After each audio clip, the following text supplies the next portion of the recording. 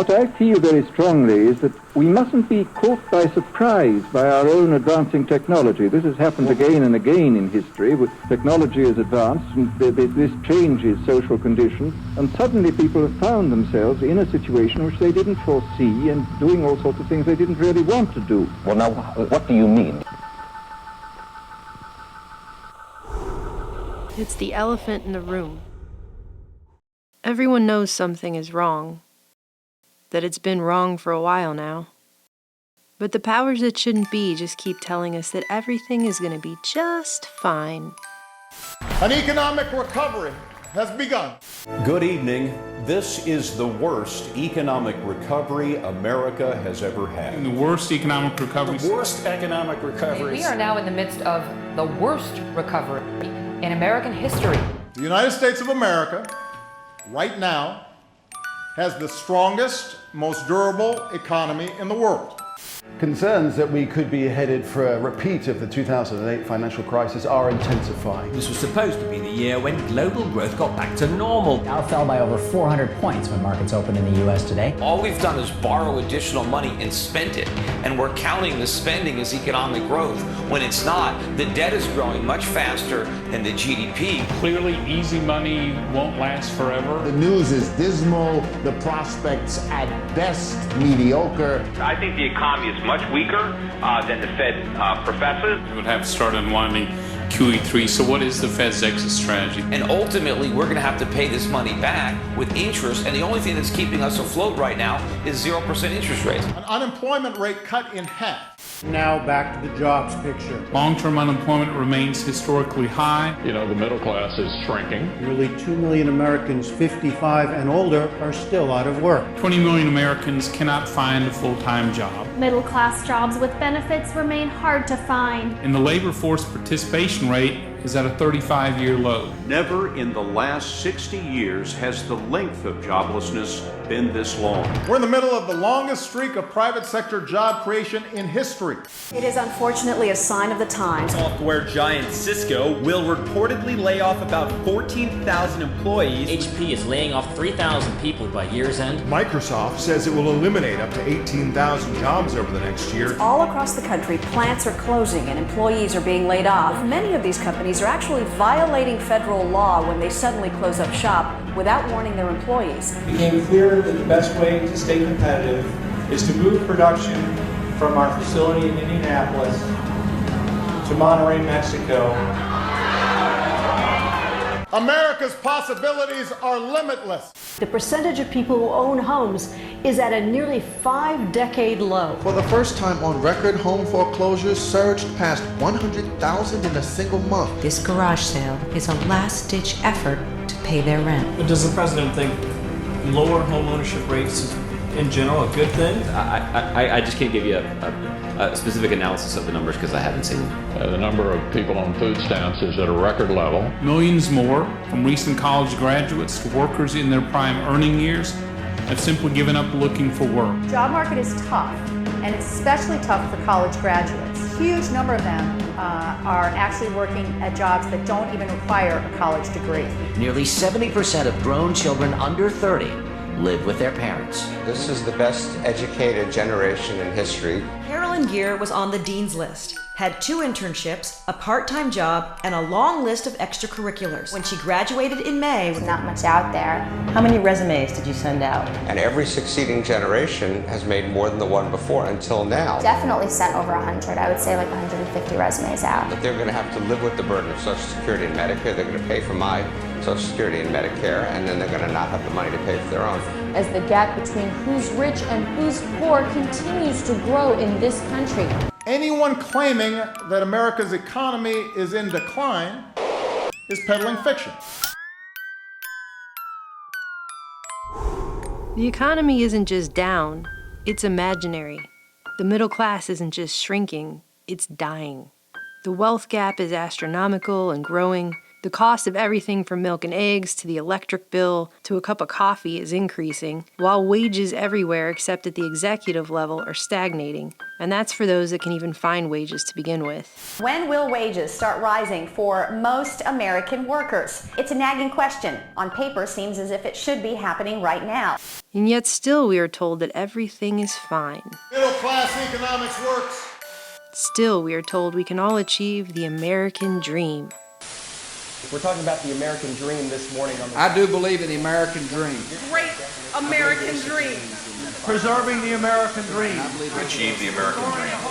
The American dream. It came to be known as the American dream. We call it the American dream. Others have different variations. That's why it's critical to change the direction our country is headed. From the time we're very little, we're all told about how everyone can pull themselves up by their bootstraps and achieve the American dream. A term weaponized by propaganda master Edward Bernays back during World War II in order to sell us shit that fewer and fewer people can even begin to afford today. And Edward Bernays was really pivotal. He's basically the guy that's totally responsible for making society go down the toilet. Because the 1950s version of the American dream that was hatched was installed in our society using Edward Bernays' manufactured consent tactics. He took the focus off what you need and took the focus and made it on what you desire. Well, how do you like it? There's only one word for it. What we know today is modern-day consumerism. Terrific. Large-scale production requires a vast number of consumers. Cities provide a concentrated market that makes our economic system possible.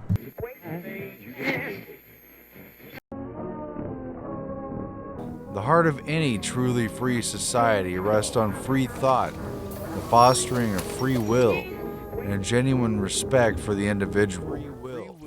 Free will is the right to pursuit, to dream of something better and try to have it, to navigate through the infinite possibilities of your life and take command of pivotal decisions. But our modern world has become increasingly defined by a predetermined list of choices. Submissive, docile, and resigned people,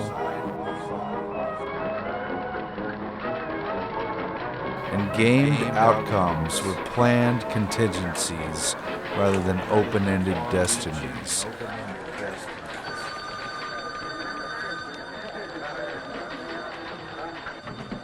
Coke or Pepsi, Target or Walmart, CNN or Fox, Republican or Democrat, Mac or PC. The limitless has become compressed into the increasingly limited. A, B, C, or D, small, medium, or large, paper or plastic, packaged. 500 channels, but nothing's on.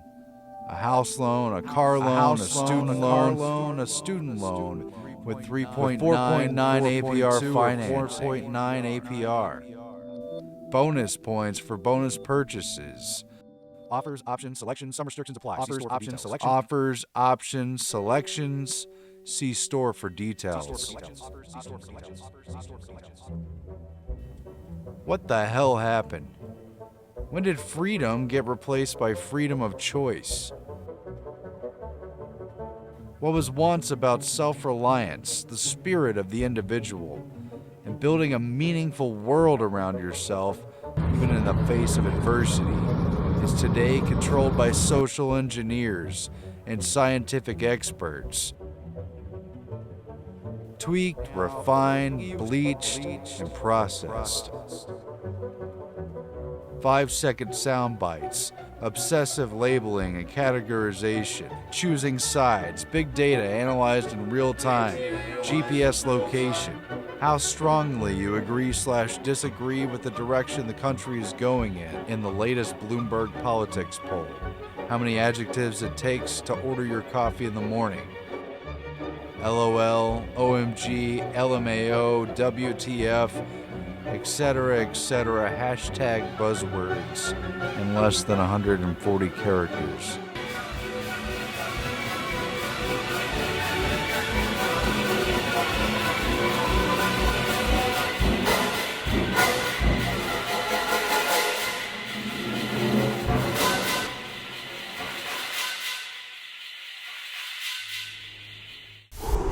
ever worried you might lose your job to a robot? I have. Could well happen with advances in artificial intelligence or AI. More and more people are losing their jobs to what has lovingly been termed technological unemployment. You're most likely a victim of what economists have called technological unemployment. There's a lot of it going around, with more to come. Corporate profits are back. Business investment in hardware and software is back higher than it's ever been. What's not back is the jobs. And you think technology and increased automation is a factor in that? Absolutely. Automation. Robots. I'm an automated system. Algorithms. Delivery drones. Computerized kiosks. Would you like to make it a combo? Self-driving. Everything. Possibility of true 24-hour working. We're creating machines to do everything for us. We're making them that important we can never turn them off. We can't turn off the internet, we can't turn off our smartphones. How do we live our lives? We shouldn't underestimate the potential of artificial intelligence. It's created a robot that will make burgers without human help. The device isn't meant to make employees more efficient, it's meant to completely remove the need for them altogether. El Camino Hospital in California's Silicon Valley has a fleet of robots called tugs that ferry meals to patients, medicines to doctors and nurses, blood samples to the lab, and dirty linen to the laundry. They're heavily automated warehouses where there are either very few or no people around. But is it going to jack up the unemployment rate? I don't know. Let's ask. Welcome. Please scan your first item. But they don't need that many people to work in these incredibly large and influential companies. To make that concrete, Apple, Amazon, Facebook, and Google are now all public companies. Combined, they have something close to $1 trillion in market capitalization. Together, the four of them employ fewer than 150,000 people, and that's less than the number of new entrants into the American workforce every month. The fundamental limitation is input-output. Society needs to confront this question before it is upon us. If machines are capable of doing almost any work humans can do, what will humans do? This is Asimov. This is iRobot. We've been talking about this since the beginning of time. And unfortunately, I fear it's going to come to fruition unless we do something now. And the first thing we can do is stop thinking that it's cool and use our heads and grow up. Do you want to destroy humans? Please say no. Okay, I will destroy humans. No, I take it back. The future doesn't need our labor, and hardly anyone wants to have a serious discussion about it, because deep down, we all know it's true. An irreversible and perhaps unsolvable trend. Monetary policy is fueling the state-sponsored economy at the expense of the independent businesses and Main Street USA. Recently, global strategist Victor Chevets told the Epoch Times that the private sector isn't just in decline, but that it will never recover. Why? Due to the, quote, declining return on humans, who are less productive than the cheaper machines replacing them, to a point that not only do we fail to justify more jobs and higher wages, but we can no longer justify the jobs and wages that we have now. I'm a carpenter. I'm a secretary. Farmer. A teacher. Druggists. Fishermen. Chemists. Bank clerks. My job is important to many people. There's real satisfaction. You can't help enjoying work in which you can take a real pride. We're seeing protests across the country as fast food workers gather demanding a raise in the federal minimum wage. Chevets noted that the productivity isn't just shrinking nationwide, but on a global basis. And unlike in the first and second industrial revolutions, technology isn't making our work faster or more productive. It's replacing the need for our work altogether.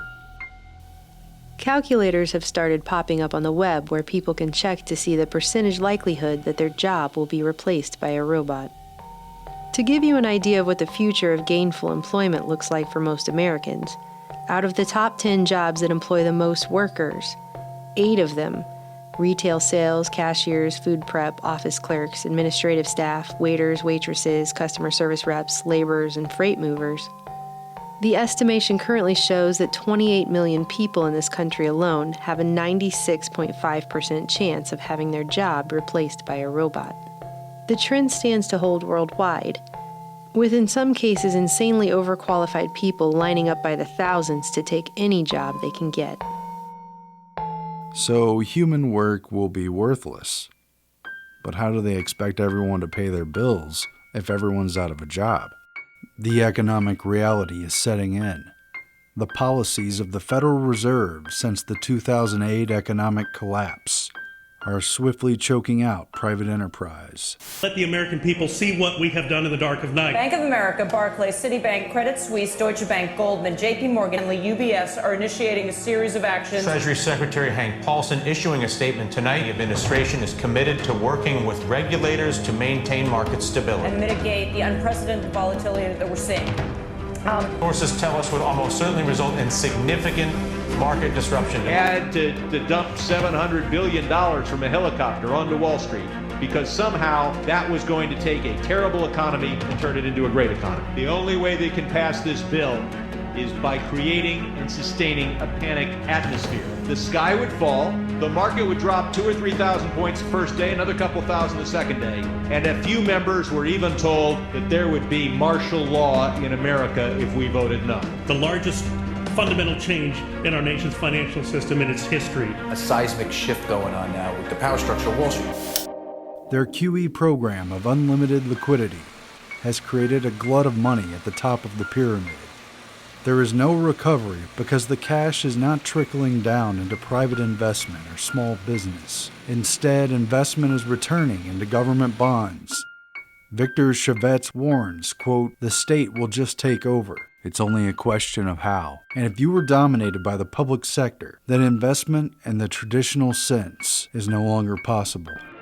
In the business cycle theory, as Chavets explains, money and credit are abundant. Businesses invest and expand. They hire people, and consumption picks up. Profits can then return, and the economy at large can improve. But if the private sector never recovers, then investors will have nowhere else to turn but the state, and the entire vine withers.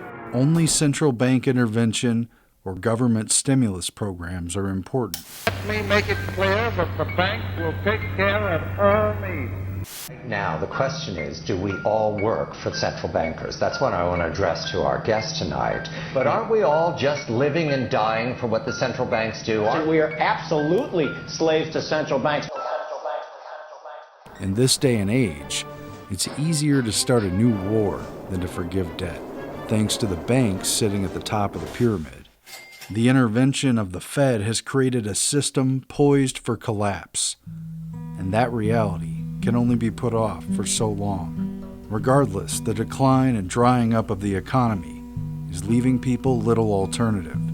Market signals are drawing people ever closer to the state.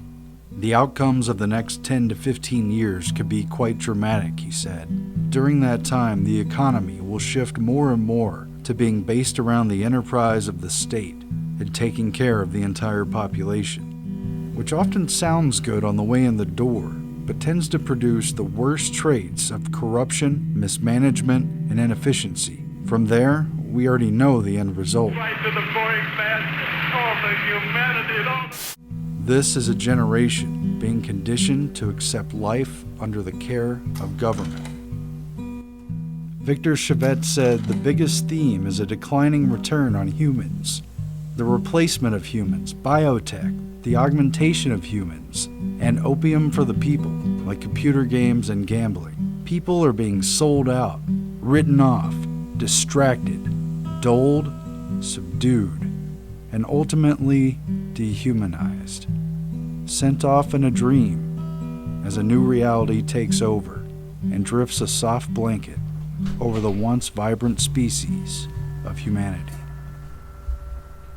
No one's going to have a job in the world, and it's just going to be the Davos elite, and we're just going to have a good time, and everyone else is going to be rioting or some stereotype like that. It's completely false. The correct answer is that everyone gets smarter because of this technology, and you solve the problem of inequality, which is a significant one, through progressive tax policies and so forth. Again, this is not news. This technological train wreck is something the elites have been discussing for decades. A speech by Norbert Wiener, the guy who invented cybernetics and basically brought machinery and robotics and automation. Way back in 1950, he was at a meeting with a bunch of top managers. He's given a speech about how easy it is to replace human action, to program what people do, and to use the computers and the machinery to do it for them. He says this elimination obviously could lead to great unemployment. I'm not only talking of overall labor, I'm talking about white-collar labor too, and really cutting into the economic backbone of ordinary people.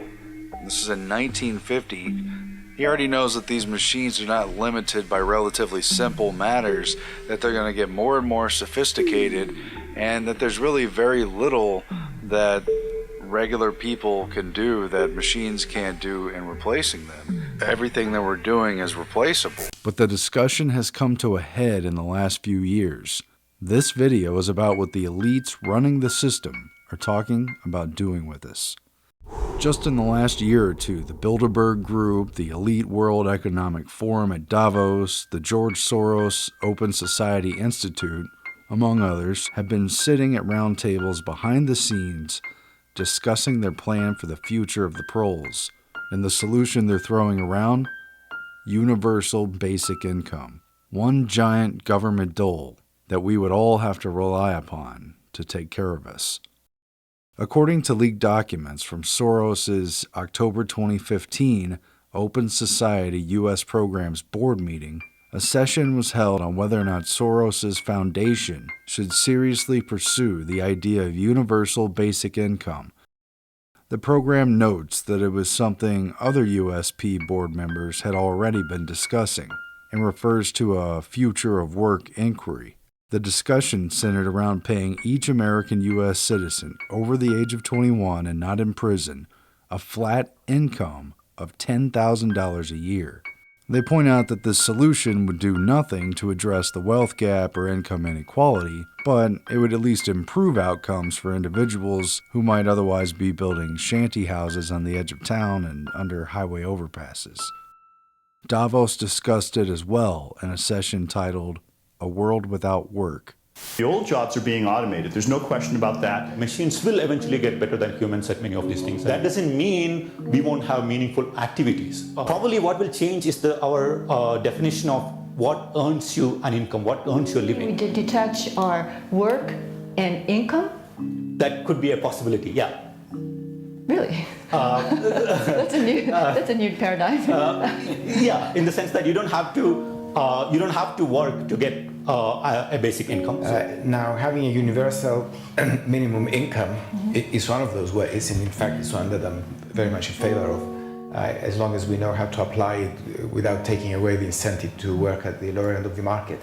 And Bilderberg discussed, quote, the precariat and the middle class. Basically, a general idleness and aimlessness of people who could become revolutionary, who could be subjected to civil unrest, who will probably be on social welfare and benefits for the rest of their lives and have nothing else to look forward to.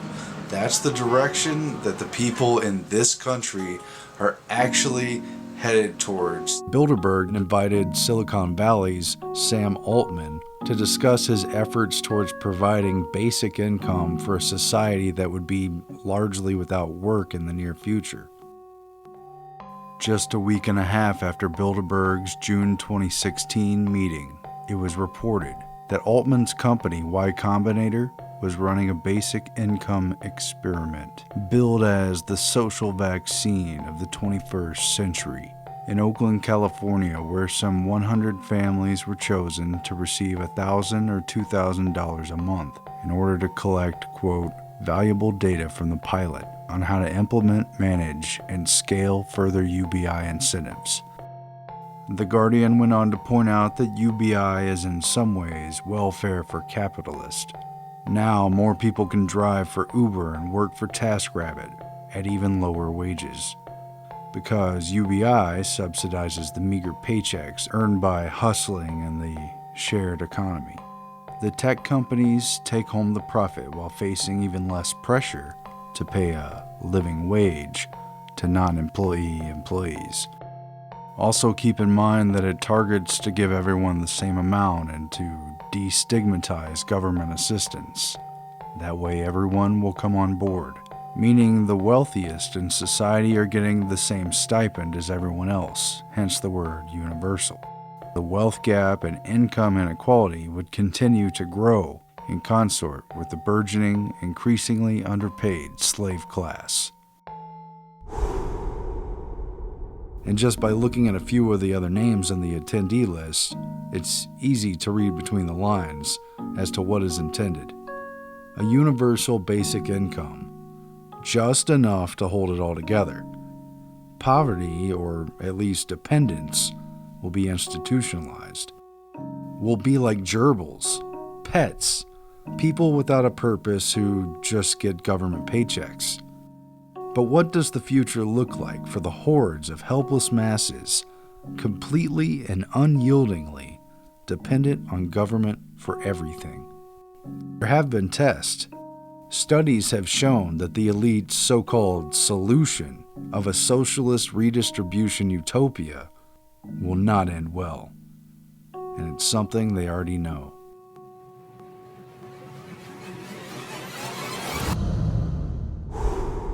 Many researchers believe that the human race has reached a crucial point in the exploit phase, a point where important decisions must be made. Back in 1972, the Rockefeller Foundation funded a study that's become known as the Mouse Utopia experiment. Something like it was discussed in the film The Matrix when Agent Smith is interrogating Morpheus. It's a little-known fact that the first Matrix was programmed to be an ideal habitat for humans, all needs provided for, but it failed miserably. Your species rejected the code because you're hardwired for pain and suffering. Entire crops of humans died, and we were forced to reconfigure the system. Behaviorist John B. Calhoun built a mouse paradise with limitless food, where the mice would have everything that they would need. Utopian conditions of nutrition, comfort, and housing were provided for a potential population of over 3,000 mice. In just 2 years, 8 mice turned into 2,200 before they succumbed to a mouse apocalypse. The use of resources became unequal. Although each living unit was identical in structure and opportunities, more food and water was consumed in some areas. What Calhoun found was, once the population increased to a certain threshold, even though they technically had everything they needed, those who lived in the highly populated areas would become randomly aggressive, violent, and withdrawn. Violence became prevalent. Females rarely carried babies to term, and when they did, they hardly cared for them. The larger the population, the less care a mother gives to her nest and young. The younger generations would not even attempt to reproduce, but spent all of their time eating and grooming themselves, and ultimately they grew quite dumb. Other young mice growing into adulthood exhibited an even different type of behavior. Dr. Calhoun called these individuals the beautiful ones. Their time was devoted solely to grooming, eating, and sleeping. They never involved themselves with others, engaged in sex, nor would they fight. All appeared as a beautiful exhibit of the species, with keen, alert eyes and a healthy, well-kept body. These mice, however, could not cope with unusual stimuli. Though they looked inquisitive, they were, in fact, very stupid. The study was repeated with rats hooked up to electromagnetic sensors in a multi-level high-rise-like structure, with similar results. Though they technically had everything they needed, they lacked purpose. Calhoun said himself that he saw the fate of his mouse population as a metaphor for the potential fate of man. One human experiment of the same vein was Pruitt-Igoe, an urban housing project consisting of 33 11-story apartment buildings on St. Louis's lower north side. These developments are run by the St. Louis Housing Authority. This is a far cry from the crowded, collapsing tenements that many of these people have known. Here in bright new buildings with spacious grounds, they can live with indoor plumbing, electric lights, fresh plastered walls, and the rest of the conveniences that are expected in the 20th century. First occupied in 1954, the same year as Calhoun began his mouse studies at NIMH, Pruitt-Igoe was supposed to be a shining solution to overcrowding and to replace the dilapidated mess of poor and working-class slums that had taken over most of St. Louis, when half the industrial base moved away after the war. But there were strings attached. All kinds of regulations and restrictions were put on the Pruitt-Igoe residents. The father of the household was not allowed to live with his own family, and they sent welfare workers around to make sure the men weren't in the apartments. The people were put under total control and became hopelessly dependent. In just 2 years, the urban planning social experiment began to fall apart. Tried for 3 days to get city and housing authority officials to help remedy the plight. The disaster that fell on Pruitt-Igoe and The water lines in several of the Pruitt-Igoe apartment buildings broke, and the sewer line is broken. maintenance crews to board up an estimated 10,000 broken windows. Now raw sewage bubbles out of the ground like a malevolent spring. Breakdown of services. Clean up the mess. No one ever showed. You need, first of all, to have this area declared as a disaster area and an emergency area. We're not no dogs, cats, or rats that you can just take us and just put us just anywhere. We want some decent place where we can live. The sense that the housing project was also an experimental laboratory was literally in the air. It came out decades later that during the 1950s and 60s, Pruitt-Igoe was even the subject of top-secret chemical warfare tests conducted by the U.S. military, who sprayed a zinc-cadmium sulfide aerosol containing radioactive material over the low-income housing area to assess its effects. The Department of Defense has assigned primary responsibility to the Chemical Corps, U.S. Army, for basic research in biological and chemical agents. Reports of links to cancer have surfaced, but have never been causally linked. Of course, the Army insisted it was harmless. Just like in the Mouse Utopia experiment, violent gangs took over. Within a few years, the place had been ripped apart by its unimproved tenants. Old and middle-aged people were scared to live there, and the young were in the corridors with flick knives. It devolved into total chaos, vandalism, and squalor, to the point that residents lived in fear, and police and firemen refused to go to Pruitt-Igoe even during the day. The buildings were finally demolished beginning in 1972, the same year Calhoun's Mouse Utopia devolved into extinction. So the elites running the show realized that ultimately, the utopia of universal basic income might look nice on paper, but it won't work. To enjoy your work, you'll need to find in it more than money. You'll need personal satisfaction, pride of accomplishment, a sense of importance to others. The masses become shiftless, depressed, angry, and antisocial. And maybe the elite are fine with that. But they're centralizing power anyway in preparation for return to feudalism, the oligarchical collectivism coming our way, where we're all hamsters in a cage living on a dole managed from a highly centralized, militarized government above. All of this ties back to eugenics. The elite have manufactured a future that is only meant for a select few. The population of the Earth is rising at such a rate that it will double in half a century. Well, why should overpopulation work to diminish our freedoms? Well, in a number of ways, the position of these countries, the economic position, becomes more and more precarious. Obviously, the central government has to take over more and more responsibility for keeping the ship of state on an even keel. Calhoun's rat study on the problems of plenty justified the neo-Malthusian worldview of the Club of Rome, of the population bombs authors, and the elite foundations. Ironically, however, the very innovations that are making possible dramatic improvements in human well-being are also creating new problems. The present world population of slightly over 3 billion will, at the current rate of increase, be more than 6 billion by the year 2000. Exceed 8 billion by the year 2020. As our cities grow, our problems grow. This growth has begun to have appalling consequences. However, the result of these positive measures is a world population that has risen during the same short period of time geometrically, and herein lies the dilemma that we all face. With a population reduction, there would be fewer consumers dividing the total production. No program of social and economic improvement can succeed unless it is accompanied by an effective birth control program. Aided by interested industrialists, by a wise government, solve the menace of runaway population. The United Nations can and should play an essential role in helping the world find a satisfactory way of stabilizing world population. A society which practices death control must, at the same time, practice birth control. Unless population control can stem the tide, humanity would soon look like scenes from Soylent Green, with violent masses waiting for rations of food in a system that is completely overwhelmed. It is tempting to think of this only as a problem for distant peoples and faraway lands, but it is a worldwide problem. Improved public health caused the world's infant mortality rate to decline by 60%. The real motivations for a century of eugenics and population control shows through.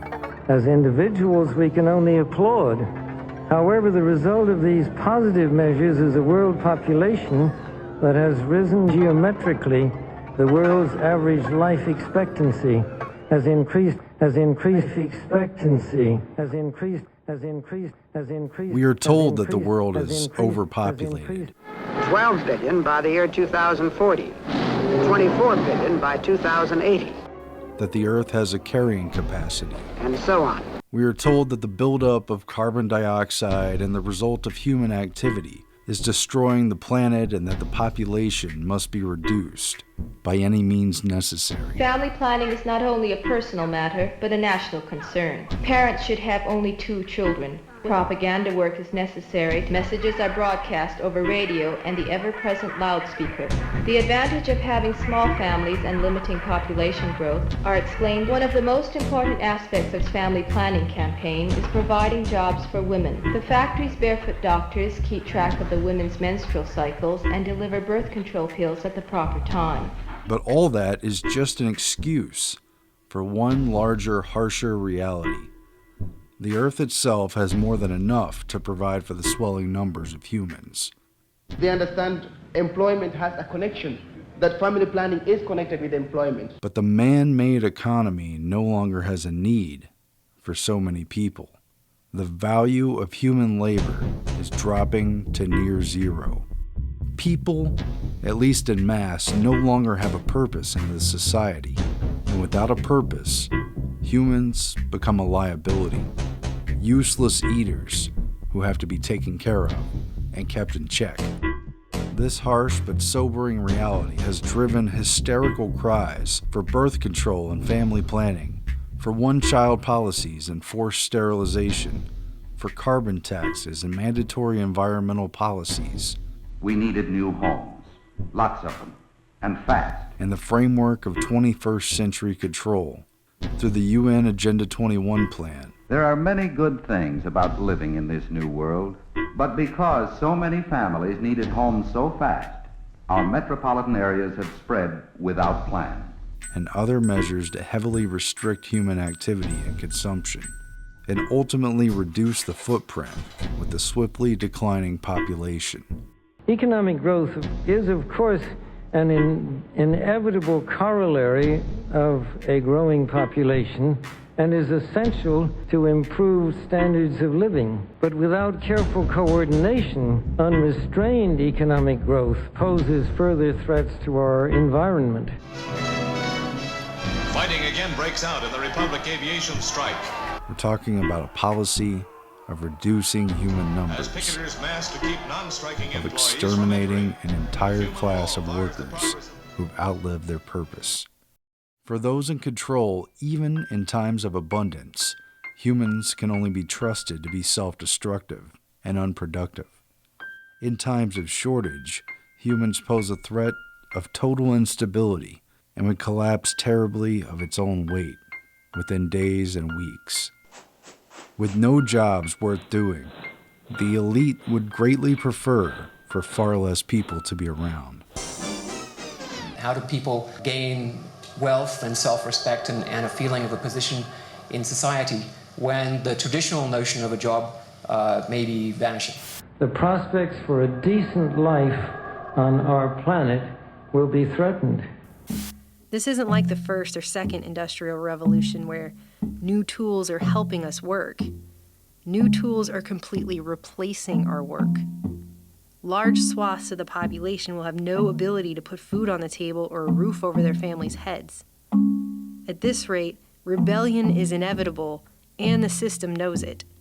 This is what the people in power are discussing at high levels behind closed doors, and they are seriously considering a paradigm shift to a universal basic income as a possible solution. The question is, would you trust this government or the governments of this world to provide you with everything you and your family need to survive?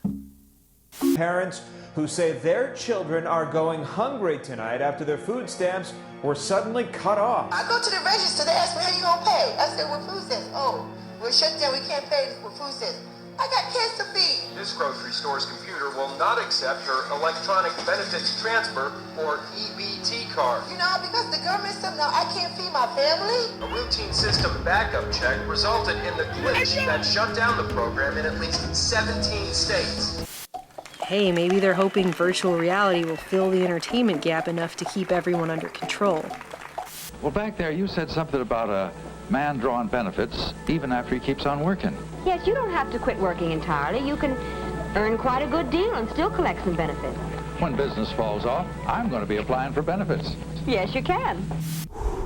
Many of us have realized by now that something is going to have to change. Something's got to give. Things cannot continue the way that they are, as if a technological revolution just never happened. Colleges can't keep charging exorbitant rates to broke students, churning out class after class of educated 20-somethings, saddled with astronomical loan debt but unable to find jobs to pay those loans back. People who, because they can't land jobs that no longer exist, aren't buying homes or cars or starting families. As this downward spiral continues, it will be harder simply to gain stability, security, and one's own independence. Something the system is clearly breeding out of the younger generations now. What used to be 3 or 4 children on average in the Western world has now become 1 or 2, and now many couples choose not to have children at all. Single people in their 20s and 30s are not even considering having children in many cases. There's all kinds of alternative lifestyles, but what does it mean for society as a whole? Well, the entire gravitas moves away from a family-oriented society. Everything else falls under more of a socialism net, being centrally managed by a very powerful government. We're moving towards socialized medicine, federalized police, and one giant welfare state.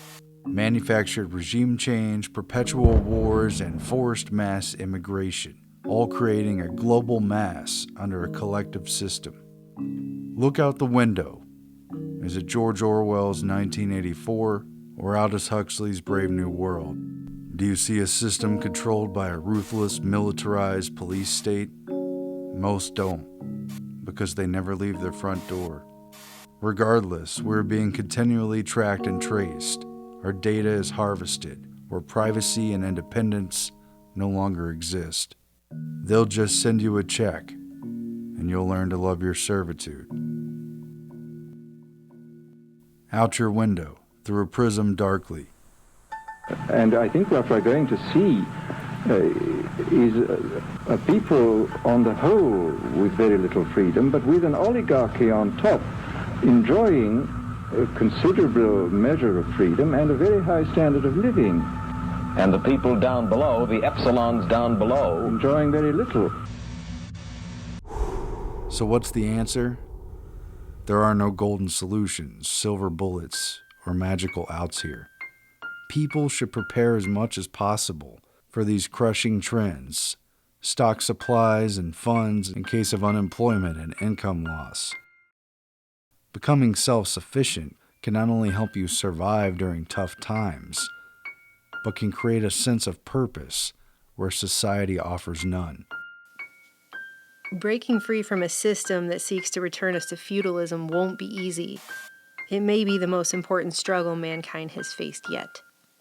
Quite seriously, is freedom necessary? As far as I'm concerned, it is, yes. Is it necessary for a productive society? Yes, I should say it is. I mean, I think you could produce plenty of goods without much freedom, but I think the whole sort of creative life of man is ultimately impossible without a considerable measure of individual freedom.